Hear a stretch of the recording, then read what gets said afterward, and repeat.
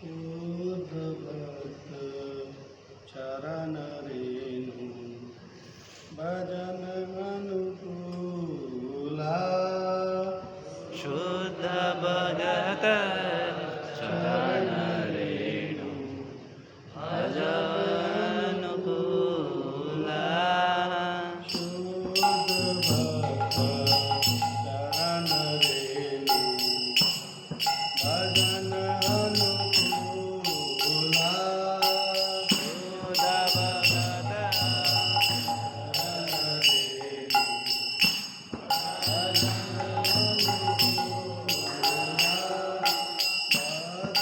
सेवा परम सिद्धि प्रेम रस का मूला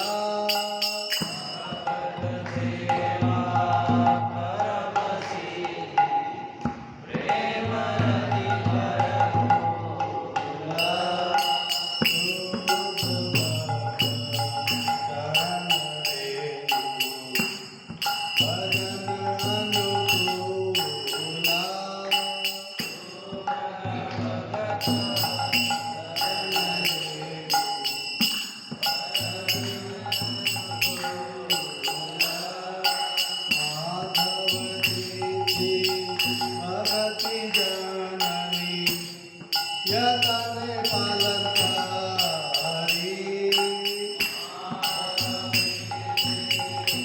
जननी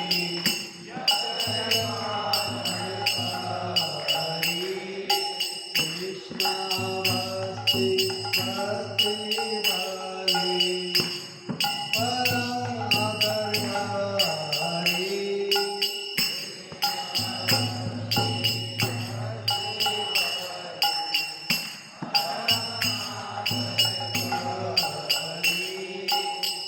और अमर ये सब ताने करल भंग रंगे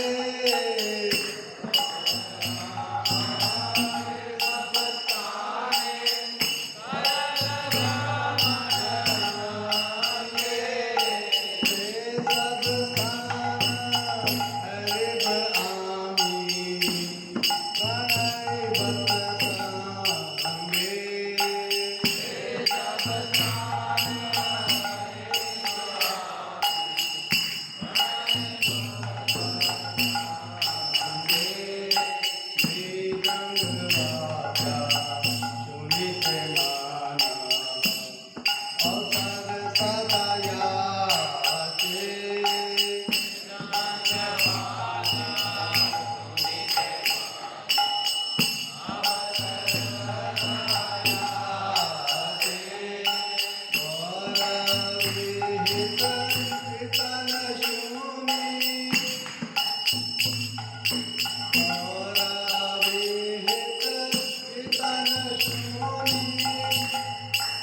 आनंद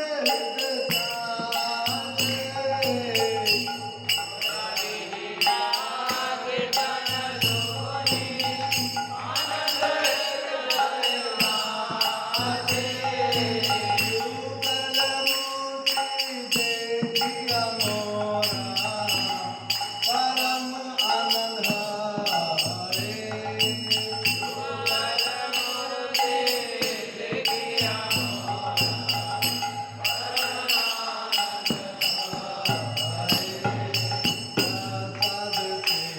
सेवा करिते हारी सकल प्रपंच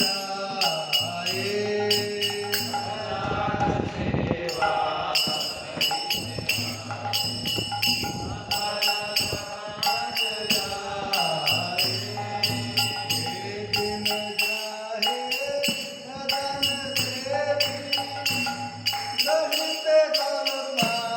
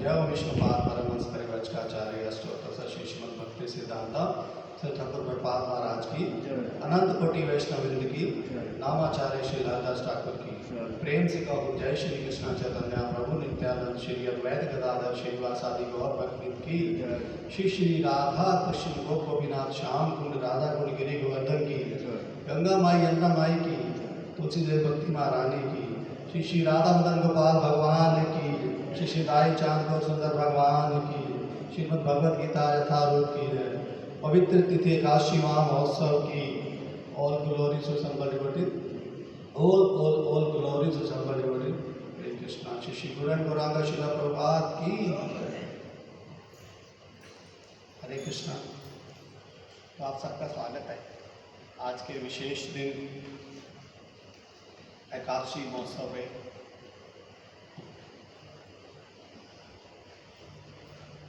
सबसे पहले इसका एक बार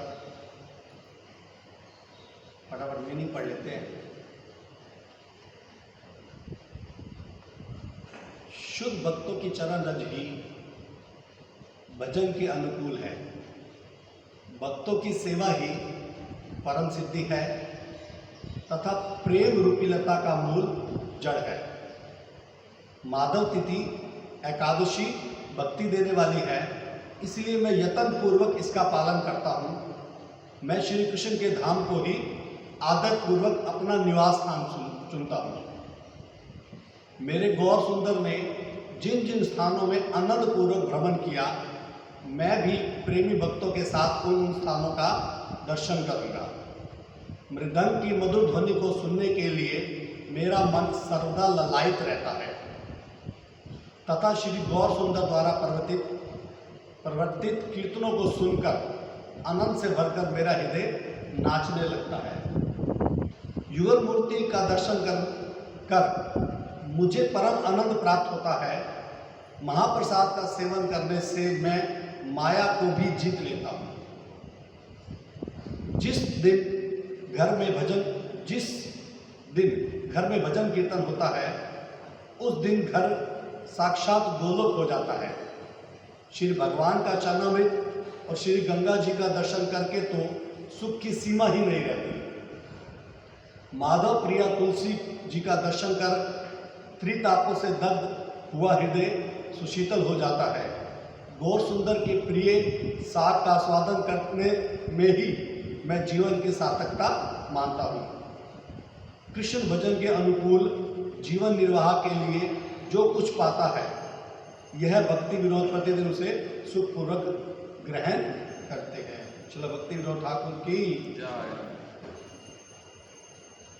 तो आज एकादशी है, तो आज हम प्रपाद लीलामृत में से आगे पढ़ेंगे। और शुरू करने से पहले हम लोग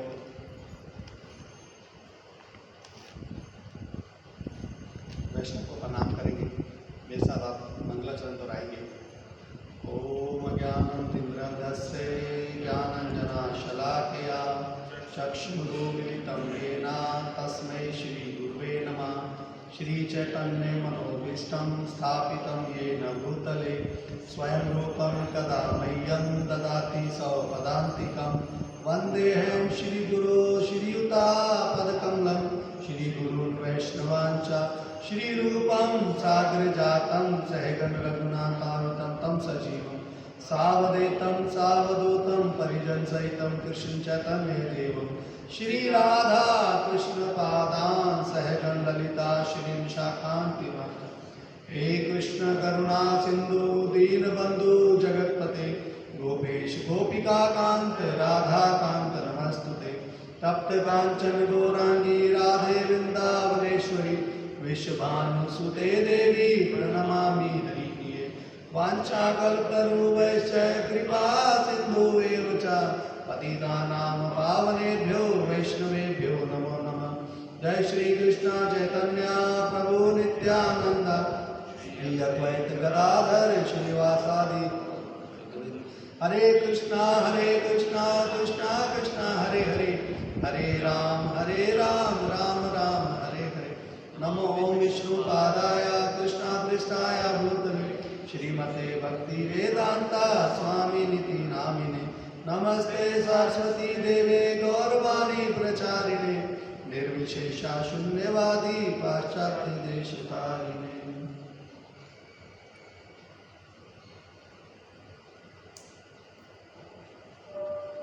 हरे कृष्णा। तो आप में से कोई भक्त बता सकता है कि लास्ट एकादशी के दिन हमने लीला अमृत कहाँ से पढ़ी थी? किसी वक्त को याद है? तो थोड़ा सा बेस पे स्टार्ट करते हैं कि प्रभुपाद अमेरिका में है और वहाँ पर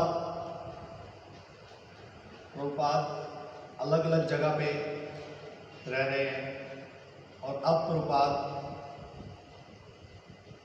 अमेरिका में एक जगह है जहाँ पे 143 ऐसे कोई जगह है। तो वहाँ पर प्रभुपाद क्या चाह रहे हैं कि मुझे एक स्पेस मिल जाए, मुझे स्पेस मिल जाए और उस स्पेस के लिए प्रभुपाद बहुत सारे लोगों से मिलते हैं और बहुत सारे लोगों से मिलने के बाद उनसे रिक्वेस्ट करते हैं धन के लिए कि किस तरीके से मुझे कुछ मिल जाए और मैं यहाँ पे एक छोटा सा मंदिर बनाऊँ। तो प्रभुपाद की इच्छा है। तो ये हम पॉइंट चल रहा था हमारा और बात चल रही थी 11 जनवरी 1966 की। तो उस समय जो हमारे पुराने प्रधानमंत्री लाल बहादुर शास्त्री जी हैं उनका देहांत हो गया और उनकी मृत्यु के टाइम से पहले प्रभुपाद जी ने उनको एक लेटर लिखा था कि हमें कुछ धन चाहिए जिससे हम यहाँ पर एक मंदिर बना पाए अमेरिका के अंदर। क्योंकि अमेरिका के अंदर अगर एक मंदिर बन जाएगा तो यहाँ के जो लोग हैं वो कुछ मंदिर में आएंगे, भगवान की सेवा करेंगे, अपने आप को पवित्र करेंगे और भगवान के धाम जा सकेंगे। तो हम पिछला पैरा एक बार छोटा सा पढ़ेंगे, रिवाइज करेंगे। जनवरी 11, 1966 और चैप्टर है आपकी सहायता करना संभव नहीं होगा। प्रधानमंत्री लाल बहादुर शास्त्री की मृत्यु उनके रूस के प्रवास काल में दिल का दौरा पड़ने से हो गई। प्रधानमंत्री प्रभुपाद से भारत के व्यक्तिगत रूप से परिचित और उनके श्रीमद् भागवत के अनुवाद के प्रशंसक थे।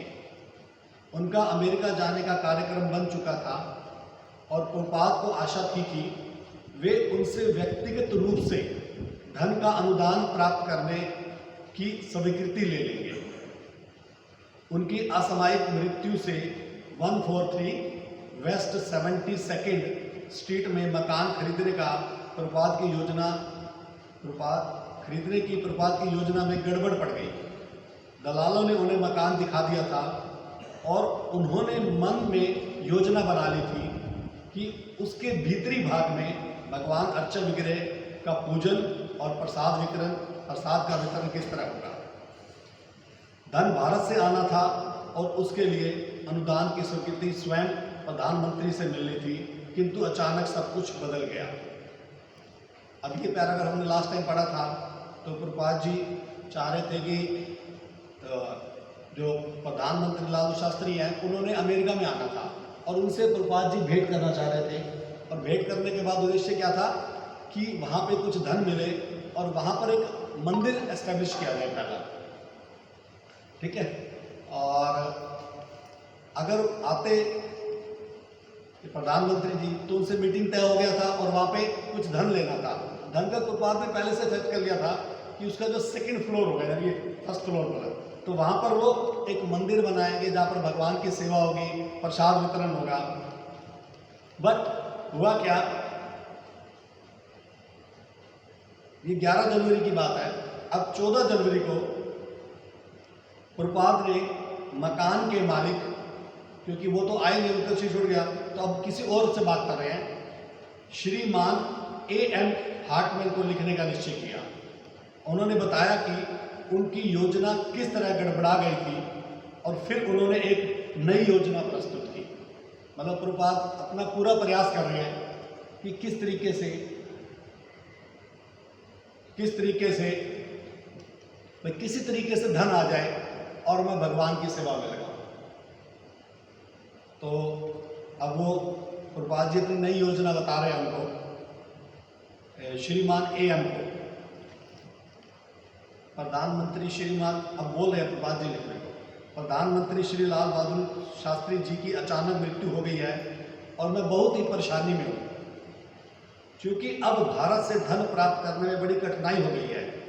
इसलिए मैं आपसे प्रार्थना कर रहा हूँ कि अपने मकान को कम से कम कुछ समय के लिए भगवत चेतना के अंतर्राष्ट्रीय संघ के रूप में उपयोग करने की अनुमति प्रदान करें। श्री श्री राधा मदन गोपाल भगवान की जय, श्री श्री राय चांद और सुंदर भगवान की जय, श्री प्रभुपाद की जय।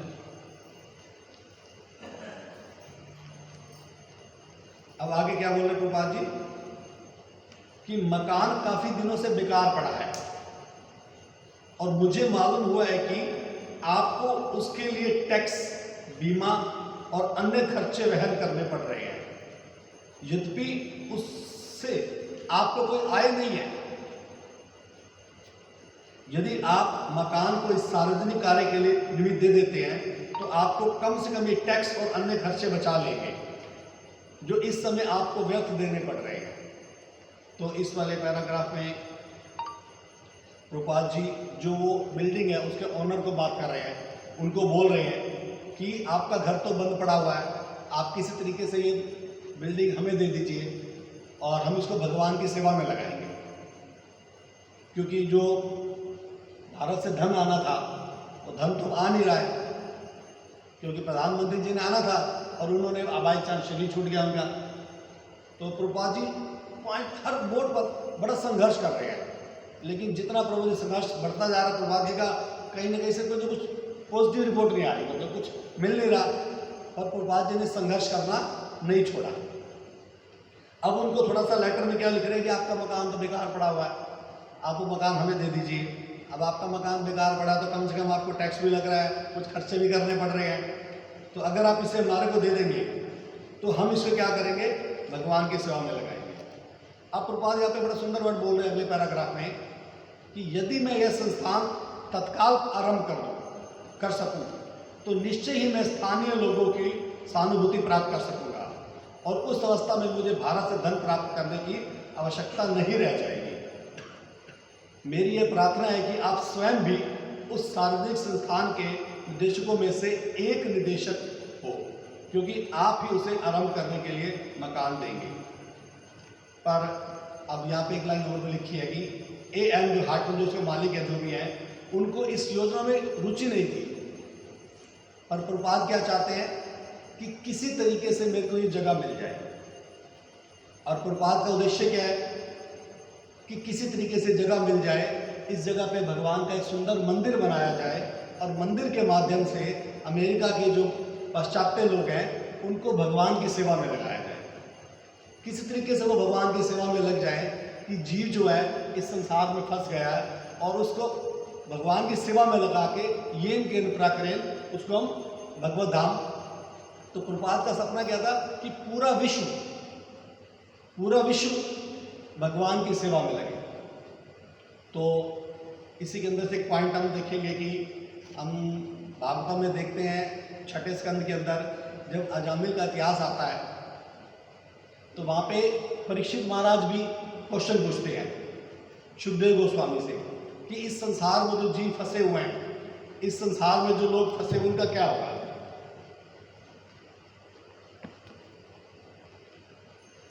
तो इसमें एक श्लोक है, उसमें से क्वेश्चन पूछते हैं।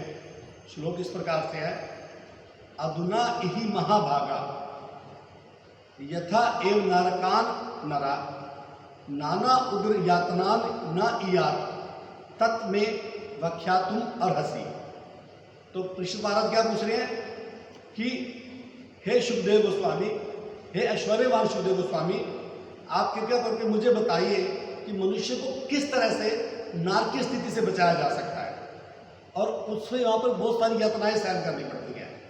तो प्रभुपाद जी का टारगेट भी यही है कि वो किसी तरह के से वहाँ पे एक मंदिर बनाना चाह रहे हैं कि जो पाश्चात्य लोग हैं जो किसी तरीके से भगवान की सेवा करें, और भगवान की सेवा करके भगवान के धाम जाए। नहीं तो वहाँ के लोग तो बिल्कुल, आगे जाके पॉइंट भी आया था कि वो मतलब भौतिकतावादी है और सारा दिन अपना धन में, ऐश्वर्य में यही है। तो इसमें आगे जाके फिर सुखदेव गोस्वामी से इसका उत्तर दे रहे हैं कि किस तरह से लोगों को, भौतिकतावादी लोगों को नरक से बचाया जा सकता है।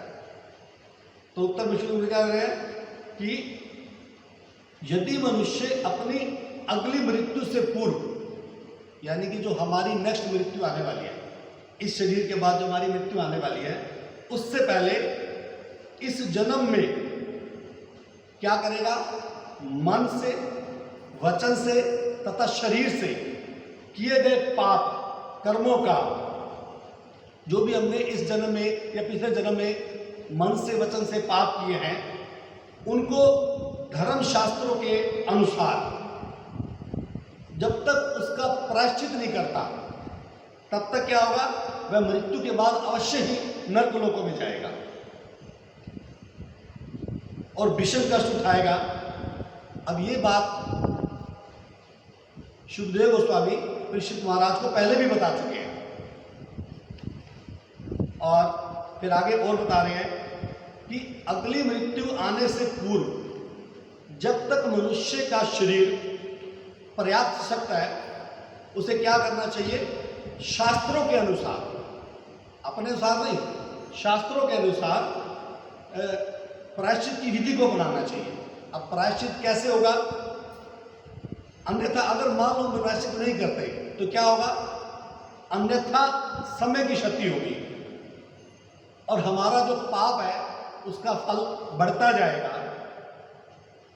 और फिर एग्जाम्पल दे रहे हैं कि जिस तरह से एक कुशल वैद्य, यानी कि एक वैद्य एक किसी रोग का निदान करने के लिए बिल्कुल बड़ी गंभीरता से करता है, उसी तरह मनुष्य को क्या करना चाहिए, अपने पापों की गहनता के अनुसार, कि हमने पूरे जन्म में कितने पाप किए, इस जन्म में हमने कुछ किए होंगे, कुछ हमें याद भी होंगे, तो उनका गहनता से अनुसार प्रायश्चित करना चाहिए।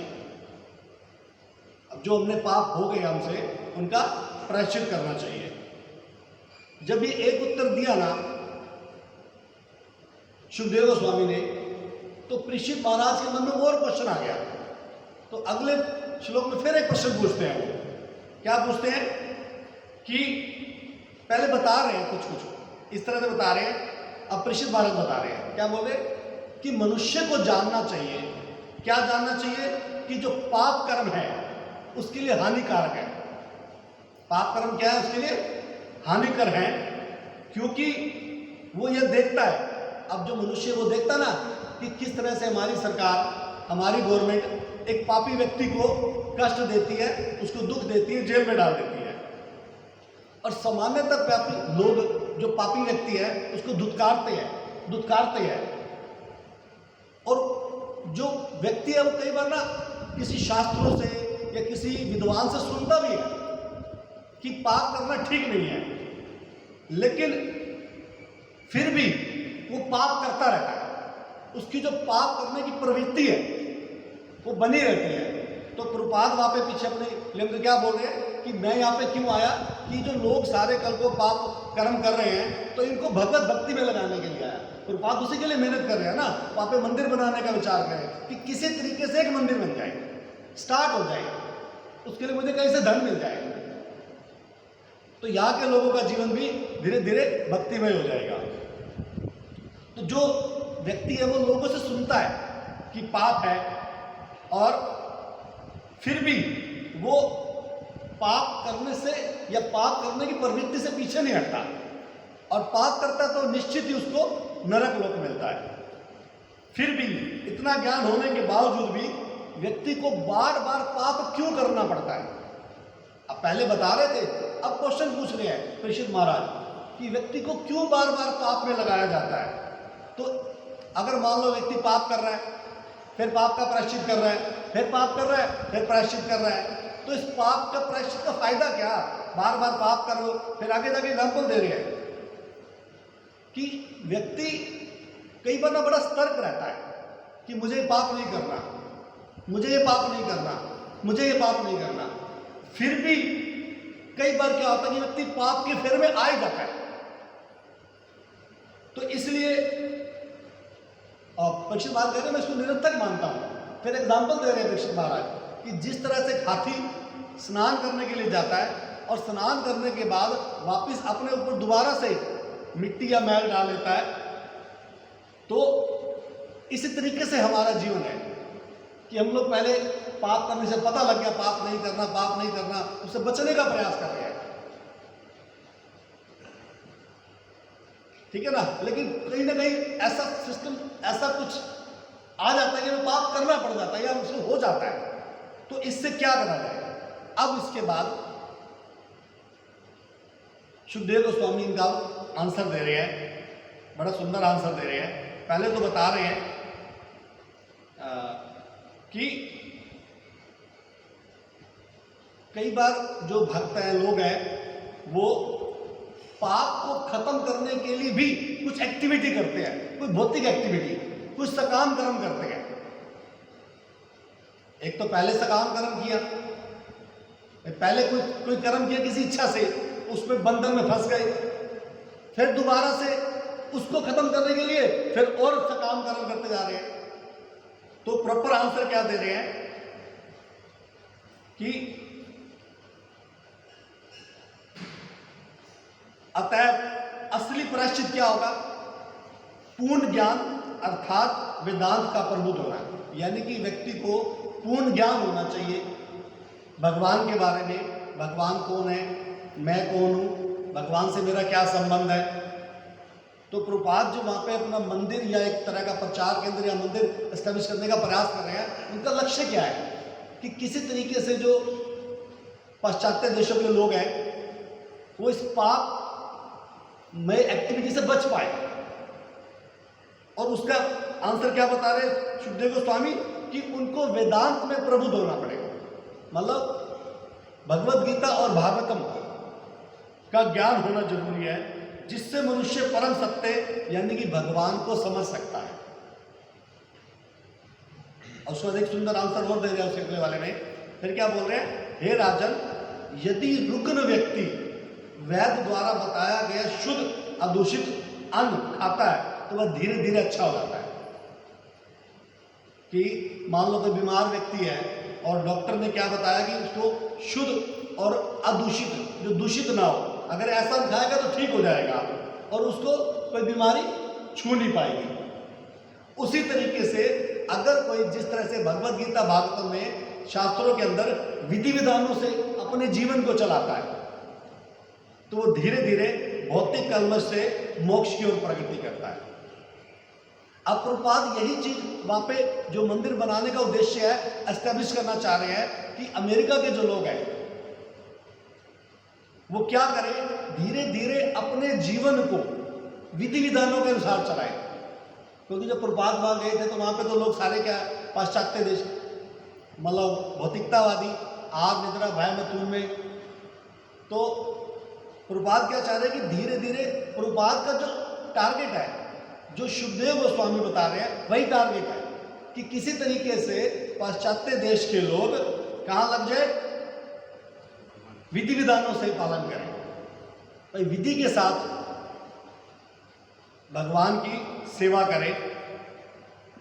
और उसके बाद फिर आगे अगले वाले श्लोक में बता रहे हैं कि किस तरीके से एक व्यक्ति अपने आप को, किस तरीके से व्यक्ति अपने आप को, मन को एकाग्र करता है। तो उसके लिए इसमें ना 8 आंसर बताए हुए हैं कि सबसे पहले उसको अपने मन को एकाग्र करने के लिए मनुष्य को ब्रह्मचार्य का जीवन बिताना चाहिए। दूसरा, उसे इंद्रिय भोग की स्वेच्छा, इंद्रिय भोग की को स्वेच्छा से त्याग कर तपस्या करनी चाहिए। तीसरा, उसे मन तथा इंद्रियों को वश में करना चाहिए, थोड़ा सा दान देना चाहिए, सत्यवत होना चाहिए, स्वच्छ होना चाहिए, अहिंसक होना चाहिए और विधि विधानों का पालन करना चाहिए। और नियम पूर्वक भगवत धाम का कीर्तन करना चाहिए। तो ये 8 तरह के पॉइंट है।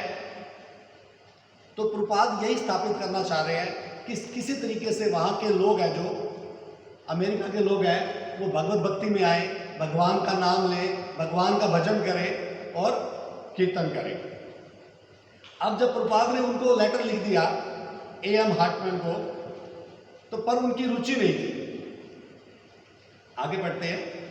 जिस दिन प्रभुपाद ने हार्टमैन को पत्र लिखा, उसी दिन उन्हें एक पत्र सर पद्मपत सिंघानिया से प्राप्त हुआ। उन्हें एक लेटर वापस मिला है, जो भारत के बृहद JK संस्थान के निदेशक थे। प्रभुपाद ने सर पद्मपत जी के आर्थिक सहायता के लिए लिखा था और उनके उत्तर से उन्हें आशा हुई। सिंघानिया परिवार न केवल अत्यंत धनाढ्य था, वरन उसके सदस्य भगवान कृष्ण के भक्त भी थे।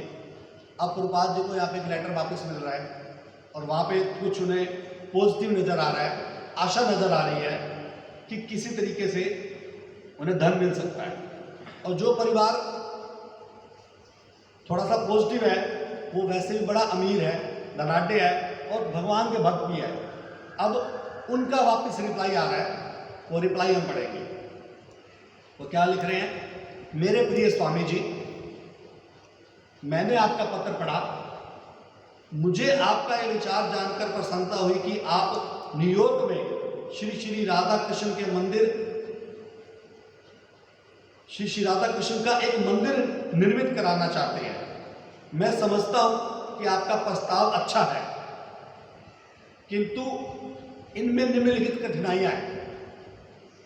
अब इन्होंने भी अपनी 2 प्रॉब्लम बताई। पहली क्या बताई कि मंदिर के निर्माण के लिए हमें विदेशी मुद्रा भेजनी होगी, जिसके लिए सरकार की अनुमति आवश्यक है। बिना सरकारी अनुमति के कोई धन बाहर नहीं भेजा जा सकता। यदि भारत सरकार सहमत हो जाए तो न्यूयॉर्क में मंदिर बनाने की बात सोची जा सकती है। अब यहाँ पर उन्होंने क्या प्रॉब्लम गिनवाई कि मैं धन तो भेज दूंगा, लेकिन इंडिया से जो धन भेजा जाएगा उसे बाहर के कंट्री वाली जो रुपीज़ है, मतलब एक तरह की मुद्रा है, उसमें भेजना पड़ेगा। तो वो पॉसिबल नहीं है। दूसरा क्या करें? मुझे संदेह है कि 7 लाख रुपए, यानी कि डॉलर के अंदर 1,20,000 डॉलर की इस छोटी सी रकम से न्यूयॉर्क में एक मंदिर का निर्माण हो सकता है। मैं तो चाहूँगा कि भारतीय वास्तुशिल्प के अनुकूल सुंदर मंदिर बने। ऐसे मंदिर के निर्माण के लिए हमें भारत से कोई शिल्पकार भेजना होगा। अब ये बोल रहे हैं कि इससे तो मंदिर बनेगा नहीं, हमें तो बहुत सुंदर मंदिर बनाना चाहिए। जैसे भारत के अंदर बड़े सुंदर सुंदर मंदिर हैं और बड़े शिल्पकार, जैसे हमारा बड़ा सुंदर मंदिर है जगह जगह, ऐसा सुंदर मंदिर बनाना चाहिए। और उसके लिए क्या बोल रहे हैं कि ऐसा कैसे पॉसिबल है? अभी 2 प्रॉब्लम्स उन्होंने गिनवाई। एक तो धन भेजना मुश्किल है, उसको कन्वर्ट करना पड़ेगा, और दूसरा फिर आगे एक बड़े सुंदर वो बोलते हैं आपका विचार बहुत अच्छा है। ठीक है, आगे बढ़ते हैं। शिला प्रभुपाद और शिला सिंघानिया के बीच एक मूलभूत मतभेद था। न्यूयॉर्क में भारतीय शैली के विशाल मंदिर के निर्माण में लाखों डॉलर लगे थे। प्रभुपाद निश्चय पूर्वक जानते थे कि पद्मपत सिंघानिया चाहे तो लाखों डॉलर दे सकते हैं, किंतु भारत के बाहर से वे इतना धन कैसे भेज सकते हैं। इसलिए प्रभुपाद ने पुनः सुझाव दिया कि वे केवल 7 लाख रुपए खर्च करें। मकान खरीदने के बाद उन्होंने लिखा, हम उसके ऊपर दूसरी मंजिल बना सकते हैं जिस पर मंदिर का गुंबद, चक्र आदि होगा। तर्क करने का प्रभुपाद का अपना ही ढंग था। अब यह प्रभुपाद उनको बता रहे हैं, क्या बता रहे हैं कि इतना सारा पैसा तो भारत से वहां पे आ नहीं सकता, तो आप हमें सिर्फ 7 लाख ही दे दीजिए, जिससे हम क्या करेंगे, उस जगह को खरीद ले। जगह खरीद के फिर अपना टारगेट बता रहे हैं कि बीच वाला जो फ्लोर है उस पर मंदिर बनाएंगे, उसके ऊपर सुंदर सा गुंबद बनाएंगे और वो करेंगे। तो प्रभुपाद जी के पास एक बहुत सुंदर कला है कि वो किसी को अपना कुछ मतलब चाहिए तो उनको अपना तरह का रिक्वेस्ट भेज सकते हैं कि हमें कैसे चाहिए। तो हमें सीखना चाहिए प्रभुपाद जी से। हम भी मार्केट में जाते हैं, बाजार में जाते हैं, जन्माष्टमी आने वाली है, हो सकता है हम में से कुछ भक्तों की सेवा और धन लाने की, तो किस तरीके से लोगों को बताना कि हम भगवान की सेवा करने में सारा धन लगाते हैं। तो आगे पैराग्राफ और है, भगवान द्वारकाधीश ने द्वारका में अपने ऐश्वर्य का प्रदर्शन अपनी 16,000 रानियों के साथ किया और कहते हैं कि हर रानी के लिए उन्होंने अलग अलग भवन का निर्माण किया और ये भवन रत्नों और पत्थरों से निर्मित हुए थे, जिसमें उनसे कृत्रिम प्रकाश की आवश्यकता ना रहे। इसलिए आपका विचार भगवान कृष्ण का एक ऐश्वर्यशाली मंदिर बनाने का है, किंतु हम वृंदावन के निवासी हैं और वृंदावन में और द्वारका की भांति ऐश्वर्यशाली कोई भवन नहीं है। यमुना के तट स्थित वृंदावन वनों, जो यमुना का जो तट है वो वृंदावन वनों तथा गायों से भरा है और भगवान कृष्ण ने अपने बचपन में वहां चारवाहे के रूप में लीला की थी, बिना किसी राजसी वैभव के, जिसके सब द्वारकावासी अभ्यस्त है। इसलिए जब द्वारकावासियों का सामना वृंदावन वासियों से हो तो एक बीच का मार्ग निकाला जा सकता है। तो यहाँ पे प्रपात तर्क दे रहे हैं कि एक द्वारका के अंदर भगवान का बड़ा राजसी 16,000 यहाँ पे रानियाँ थी, उनका अलग अलग एक मंदिर है, एक तरह का क्या बोल सकते हैं उसको, एक तरह का महल, और वो भी रत्न जड़ित, और एक तरफ से वृंदावन। अब वृंदावन में क्या है, वहाँ पे तो गाय है, गोप है, तो दोनों तरीके से भगवान सेवा स्वीकार करते हैं। तो प्रपात चाहने के बीच का एक रास्ता कि एक छोटा सा हमें मंदिर मिल जाए, स्टार्ट हो जाए किसी तरीके से, मतलब पूरा प्रयास करें कि किसी तरीके से हमें छोटा सा मंदिर का स्पेस मिल जाए और वहाँ पे हम प्रचार शुरू करें। अब अगले 1-2 पैराग्राफ के बाद आएगा कि प्रचार करने के लिए वे पूछते हैं कि भक्त कहाँ से आएंगे, तो बोले अगर मंदिर बन जाएगा, जगह बन जाएगी तो लोग अपने आप आएंगे। जैसे हम देखते हैं नई जगह पे जाते हैं तो वहाँ पे लोगों को बुलाना बड़ा मुश्किल रहता है। अगर हमारे पास मंदिर है, मंदिर के अंदर राधा कृष्ण के विग्रह है, तो लोग ऑटोमेटिकली भगवान के दर्शन करने आते हैं, लोगों का अटैचमेंट है तो वो आते हैं। तो धीरे धीरे प्रभात आगे बोलेंगे कि उनको कोई ना कोई भक्त भी मिल जाएंगे सेवा करने के लिए, और सेवा का जो स्टैंडर्ड है, फिर आगे जाके बोलेंगे कि सेवा का स्टैंडर्ड कैसा रहेगा। तो प्रभात कहते हैं जो स्टैंडर्ड श्रीमद् भगवद गीता भागवत में लिखा है उस स्टैंडर्ड के हिसाब से वहाँ पर सेवा होगी। आगे बढ़ते हैं। द्वारका के अनुरूप सर पद्मपद जी की धनाढ्य और वृंदावन के अनुरूप श्रील प्रभुपाद जी की भक्ति से द्वारका और वृंदावन दोनों के अधिपति भगवान कृष्ण की उपासना समुचित ढंग से हो सकती है। तो वो क्या चाह रहे थे कि द्वारका जैसा बहुत बड़ा महल मंदिर बने, और प्रभुपाद क्या चाह रहे थे कि वृंदावन में भगवान की सेवा होती है। तो दोनों के जो बीच का रास्ता है कि छोटा सा मंदिर मिल जाए, उद्देश्य क्या है, किसी तरीके से एक स्पेस मिल जाए अपना, जहाँ पे हम भगवान की सेवा करें। हम नए क्षेत्रों में जाते हैं प्रचार करने, जो भक्त कभी कभी जाते हैं तो उनको थोड़ा एक्सपीरियंस रहता है कि न्यू जाते हैं तो वहाँ पे हमें कोई एंटर नहीं करने देता, हमें कोई स्पेस नहीं मिलता। तो किस तरीके से प्रयास करते हैं कि हमें कोई स्पेस मिल जाए, फिर वहाँ पे हम रेगुलर प्रोग्राम करना शुरू करते हैं। फिर धीरे धीरे लोग आगे आते हैं, ऑटोमेटिकली आके कहते हैं प्रभु जी मेरी सेवा लगा दो, मेरी सेवा कर दो, ठीक है। अब थोड़े दिन बीते, अब बात आ गई 21 जनवरी की। अब जो प्रभुपाद जी ने पहले लेटर लिखा था बान महाराज को, अब उनको उत्तर मिल रहा है। प्रभुपाद को बान महाराज का उत्तर मिला। 2 सप्ताह पूर्व उन्होंने अपने गुरु भाई को लिखा था, जो वृंदावन में इंस्टीट्यूट ऑफ ओरिएंटल फिलॉसफी के निदेशक थे। पत्र में प्रभुपाद ने बताया कि न्यूयॉर्क में उन्हें एक स्थान मिल गया था जहां वे राधा और कृष्ण के विग्रह उपासना के लिए प्रतिष्ठित कराना चाहते थे। और उत्तर में बान महाराज ने राधा कृष्ण के 14 इंच के कांस्य विग्रहों का अनुमानित मूल्य लिख भेजा था, किंतु उन्होंने यह चेतावनी भी दी थी कि विग्रह उपासना आरंभ करना बहुत जिम्मेदारी की बात होगी। श्रील प्रभुपाद आगे उत्तर में लिखेंगे। अब यहाँ पे बान महाराज बोल रहे हैं कि आप राधा कृष्ण की सेवा करोगे तो ये बहुत बड़ी जिम्मेवारी है। मतलब जैसे विग्रह ले आओ और फिर उनकी सेवा ना करो या प्रॉपर ना करो, तो बल्कि किसको बोल रहे हैं? प्रभुपाद जी को बोल रहे हैं। तो प्रभुपाद जी उनका उत्तर देंगे, बड़ा सुंदर उत्तर है। प्रभुपाद जी क्या उत्तर दे रहे हैं? मेरा विचार है कि जब मंदिर की प्रतिष्ठा हो जाएगी तो कुछ लोग मिल जाएंगे। मतलब पॉजिटिव एटीट्यूड बिल्कुल, कि जब मंदिर हो जाएगा, विग्रह आ जाएंगे तो लोग भी मिल जाएंगे। अभी अमेरिका के हो सकते हैं, क्योंकि अमेरिका में बनना मंदिर तो जैसे रामकृष्ण, अब एग्जाम्पल भी दे रहे हैं, जैसे रामकृष्ण मिशन और अन्य ये योगाश्रम में दिखाई देते हैं। इसलिए मैं यहाँ एक मंदिर की प्रतिष्ठा करने के लिए प्रयत्न कर रहा हूँ, क्योंकि शिला प्रभुपाद भक्ति सिद्धांत ठाकुर जी, शिला प्रभुपाद भक्ति सिद्धांत ठाकुर जी इसे चाहते थे। तो प्रभुपाद जी यहाँ पे क्या बता रहे हैं कि मैं मंदिर यहाँ पे क्यों स्थापित करना चाहता हूँ? क्योंकि मेरे गुरु चाहते थे, मेरे गुरु ने भेजा। तो आगे जाके वो भी लिखेंगे। मैं इस पढ़ रहा था चैप्टर, तो स्टार्टिंग में प्रभुपाद जी लिख रहे हैं सुमति मुरार जी को कि मैं अमेरिका में घूमने के लिए नहीं आया, मैं इस उम्र में यहाँ पे सैर करने के लिए नहीं आया। मेरा टारगेट क्या है? अपने गुरु की इच्छा पूरी करना। कि मेरे गुरु ने बोला है कि पाश्चात्य देशों में जाकर भगवद गीता और भागवतम का प्रचार करो। तो मैं अपनी गुरु की इच्छा से यहाँ पे आया हूँ। तो यहाँ पे हम समझ सकते हैं कि प्रभुपाद क्या सिद्ध करना चाह रहे हैं कि गुरु सेवा ही सर्वोपरि है।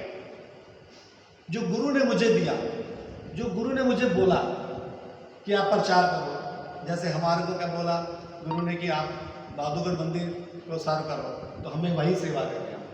ठीक है। अब प्रभुपाद एक और वहाँ पे प्रार्थना कर रहे हैं। प्रभुपाद ने बान महाराज से यह भी प्रार्थना की कि वे उस धन को भेजने की अनुमति सरकार से प्राप्त करने में सहायता करें जो पद पद सिंघानियाँ देना चाहते थे। उन्होंने उल्लेख किया कि भारत के उपराष्ट्रपति डॉक्टर राधाकृष्णन से जो बान महाराज को जानते थे, उनका व्यक्तिगत विस्तृत पत्र व्यवहार हो चुका है। अब यहाँ पे प्रभुपाद जी एक और रिक्वेस्ट कर रहे हैं बान महाराज से। क्या कह रहे हैं कि आप किसी तरीके से जो वो धनाढ़ परिवार है जो हमको धन देना चाहता है, उनके साथ कुछ ऐसा कर दीजिए सिस्टम गवर्नमेंट से मिलकर कि वो धन अमेरिका में आ जाए और मैं वहाँ पे एक मंदिर का निर्माण कर सकूँ।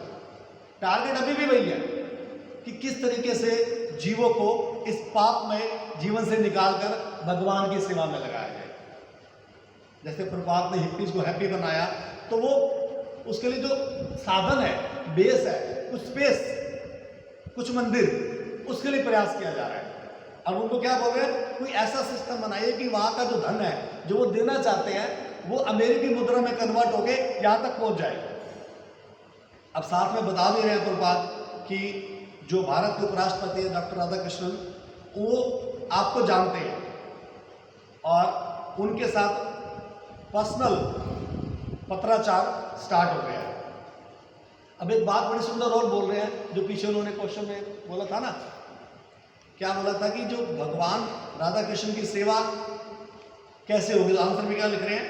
उन्हें बताइए कि यह जो पूजा का मंदिर है, पूजा का सामान्य मंदिर नहीं है, वरन श्रीमद् भागवत पर आधारित भगवत चेतना का अंतरराष्ट्रीय संस्थान होगा।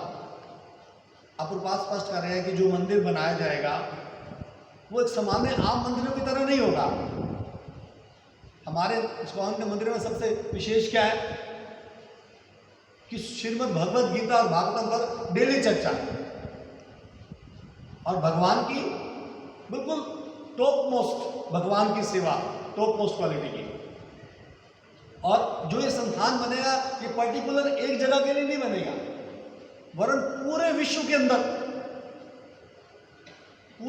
अंदर ये संस्थान होगा।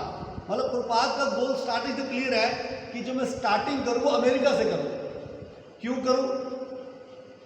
क्योंकि जो भौतिक लोग हैं उनका इच्छा क्या रहता है, उस कंट्री की चीज डालती है, उस कंट्री का सामान खरीद रहा है।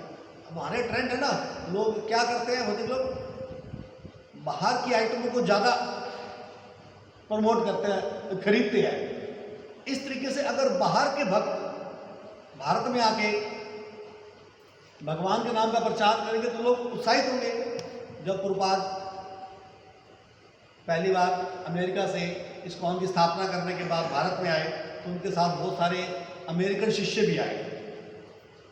तो यहाँ के लोग बड़े देखकर उत्साहित हो गए, देखकर दंग रह गए, यार ये अंग्रेज भक्त भी भगवान की सेवा करते हैं, ये भी भगवान के कीर्तन में नाचते हैं, ये भी भगवान की पूजा करते हैं।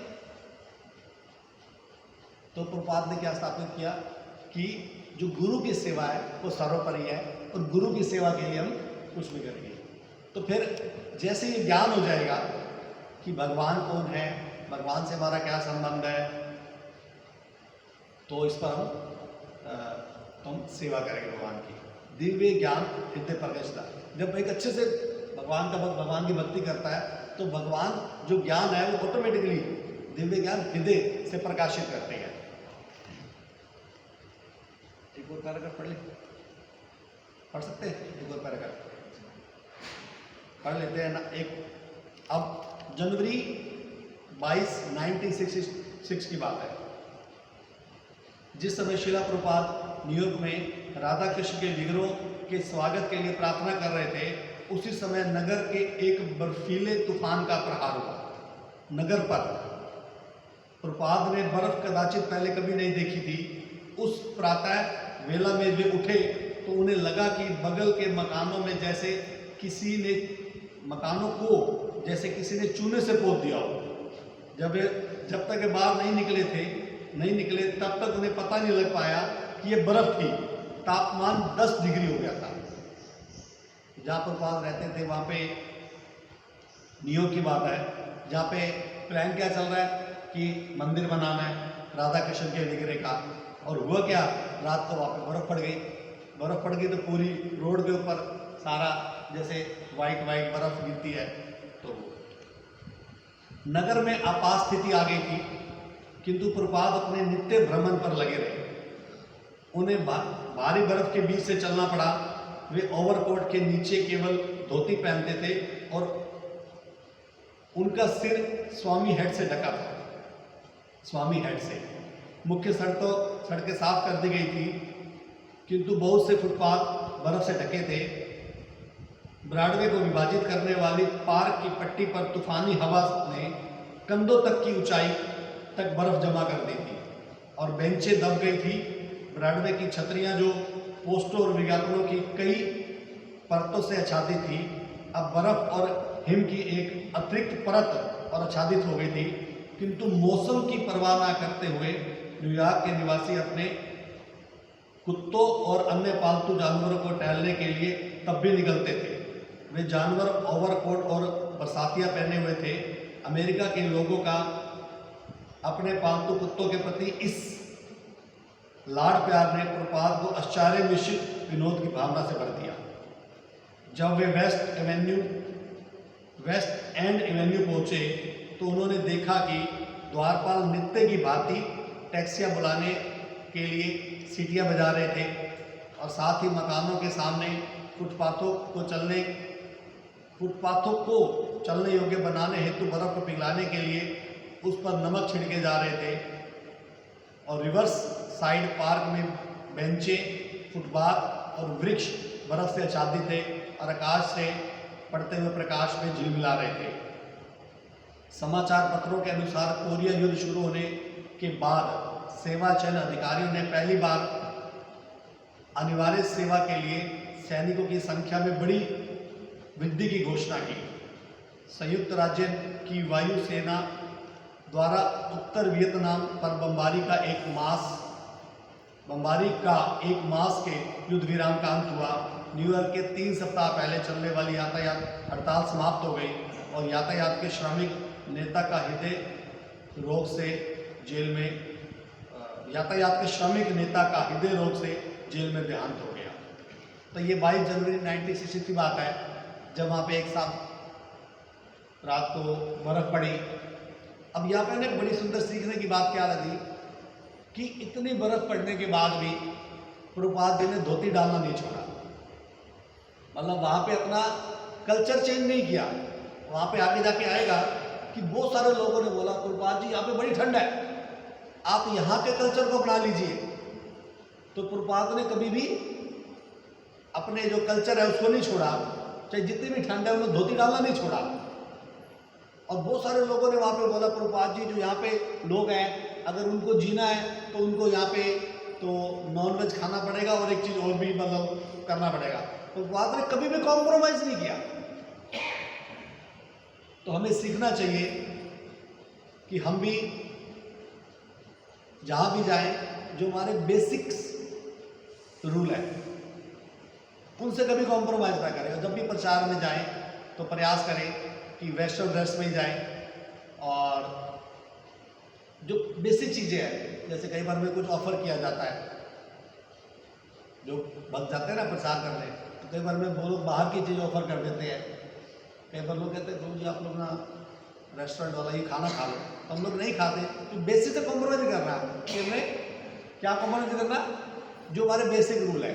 जैसे कोई प्याज लहसुन में ऑफर कर रहा है इस आइटम में, तो ऑफर नहीं खाना, ठीक है, प्रसाद है ले लिया आगे। तो समझने की बात क्या है कि भगवान की सेवा करते हुए हम लोग, और प्रभुपाद से क्या सीखना है, अपने बेसिक जो रूल है, जैसे ठंड पड़ रही है कोई बात नहीं, धोती फिर भी डाल रखी है, ठीक है, नीचे कुछ डाल लीजिए। अब मंदिर में आ रहे हैं तो प्रयास क्या करना चाहिए, वैष्णव ड्रेस में आए, ठीक है। और क्या बेसिक रूल है, तिलक लगा के रखना चाहिए, कंठी डालनी चाहिए, ठीक है, इनसे समझौता नहीं करना है। तो हमें सीखना चाहिए प्रभुपाद जी के जीवन से, प्रभुपाद जी ने कितना संघर्ष किया। और चैप्टर का नाम क्या चल रहा है, आपकी सहायता करना संभव नहीं होगा। तो प्रभुपाद को हर मोड़ पर नेगेटिव आ रहा है।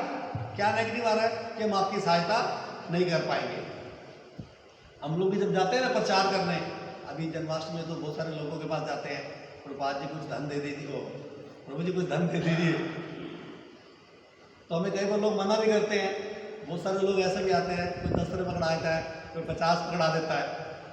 तो हमें घबराना नहीं है। कुछ लोग बोलते थे ना, घबराना नहीं, शर्माना नहीं। तो हमें प्रयास करते रहना है। तो चैप्टर का मुख्य उद्देश्य क्या है कि प्रभुपाद के जीवन से सीखना कि हर स्थिति में भगवान की सेवा करने का प्रयास करना चाहिए, ठीक है। शिला प्रभुपाद लीलामृत की जय, शिला प्रभुपाद की जय। आप में से कुछ भक्त अगर कुछ कटाक्ष करना चाहें या कुछ टिप्पणी करना चाहें या कुछ प्रश्न लेना चाहें तो उनका स्वागत है।